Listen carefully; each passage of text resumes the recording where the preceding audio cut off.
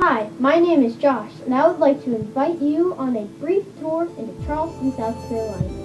We are going to take a look at its history, its challenges, its culture, and ethnic groups. We are also going to experience some cool features about Charleston and some popular places where locals and tourists like to go. So come on as we go into a brief tour into the historic town of Charleston. Charleston is the oldest and second largest city in the southeastern state of South Carolina.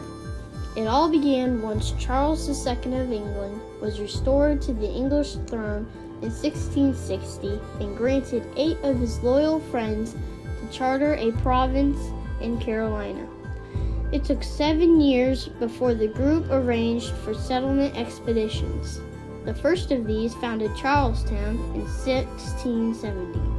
The community was established by several shiploads of the settlers from Bermuda under the leadership of Governor William Sale on the west bank of the Ashley River, and then later to the east of the Ashley River, where it was not only more defensible, but it provided access to the natural harbor.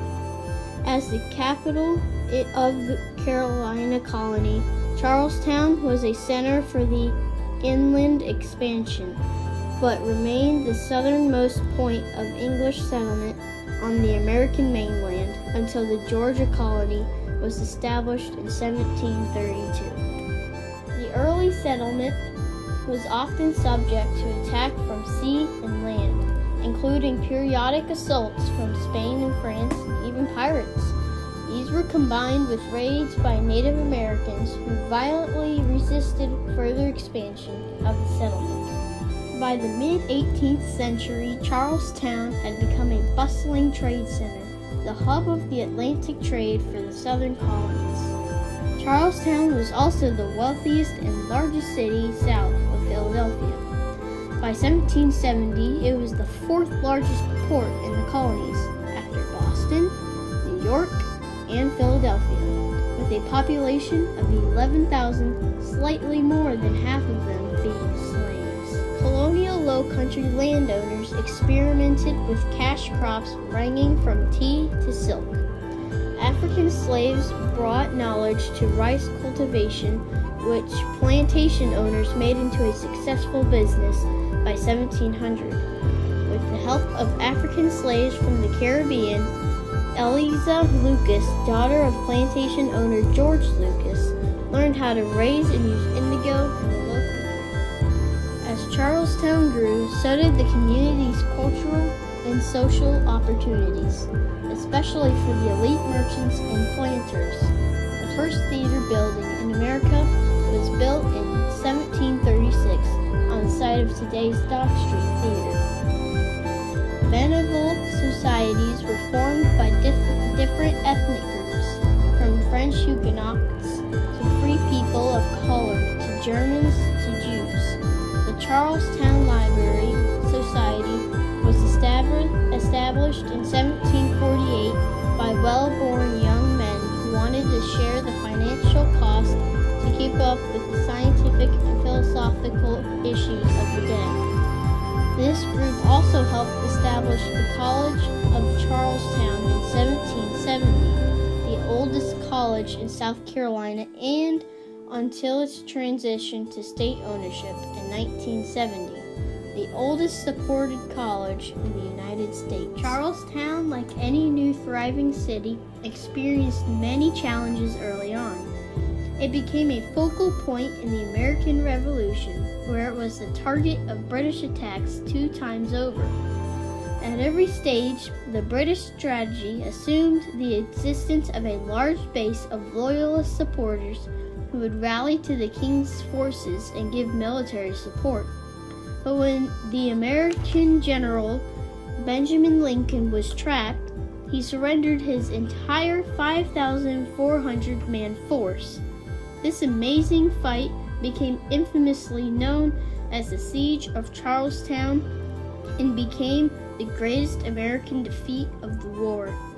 The British retained control of the city until December 1782, but when they left in 1783, 1860, the city's name was officially changed to Charleston, and the Moultrie flag was hoisted as the first American flag flown in the South. During the antebellum era between 1785 and 1861, Charleston encountered more challenges. For example, the city lost the status of state capital to Columbia. That did not seem to stop the people from developing, however.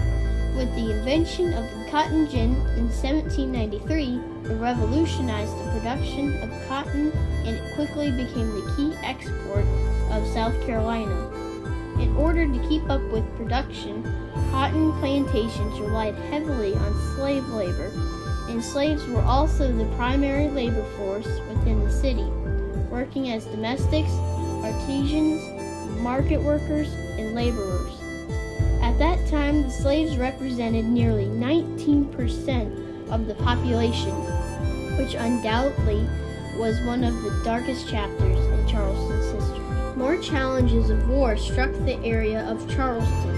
On January 9, 1861, Citadel cadets opened fire on the Union ship Star of the West, entering Charleston's harbor. On April 12, 1861, shore batteries under the command of General Beauregard opened fire on the Union-held Fort Sumter in the harbor. After a 34-hour bombardment, Major Anderson surrendered the fort, thus starting the Civil War. In 1865, Union troops moved into the city and took control of many sites, including the United States Arsenal, which the Confederate Army had seized at the outbreak of the war. The War Department also confiscated the grounds and buildings of the Citadel Military Academy and used them as federal garrison for over 17 years. Eventually, the facilities were returned to the state and reopened as a military college in 1882. Once the Confederacy was defeated, federal forces remained in Charleston during the city's reconstruction. The war has shattered the prosperity of the antebellum city. Freed slaves were faced with poverty and discrimination. Industry slowly brought the city and its inhabitants back to a renewed vitality and growth in population.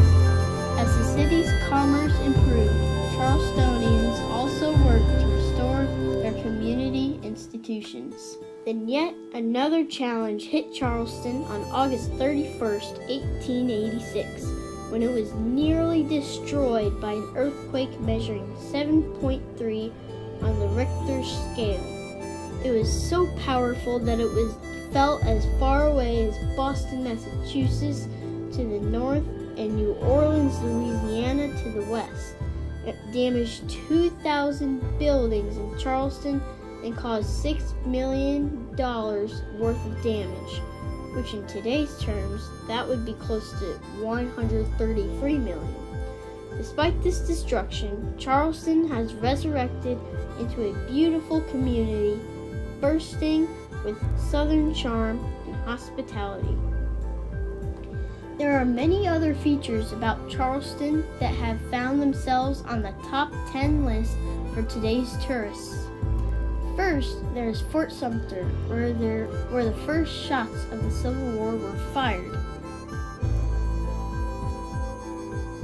The second attraction is Patriots Point, where you can board the USS Yorktown aircraft carrier, a destroyer, and a submarine. The third featured attraction is Rainbow Row.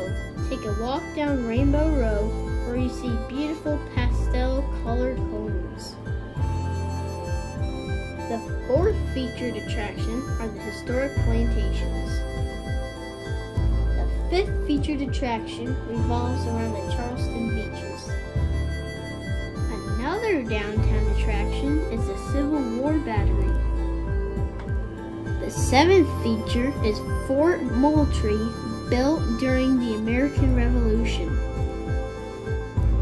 The eighth feature is represented by the historic churches of Charleston. Perhaps that is why it is called the Holy City. Carolina was among the few original colonies to provide tolerance celebration for all Protestant religions. The ninth feature is represented by the Ravenel Bridge, which at the time of construction was the longest cable-stayed bridge on the continent, 1,546 feet across the Cooper River.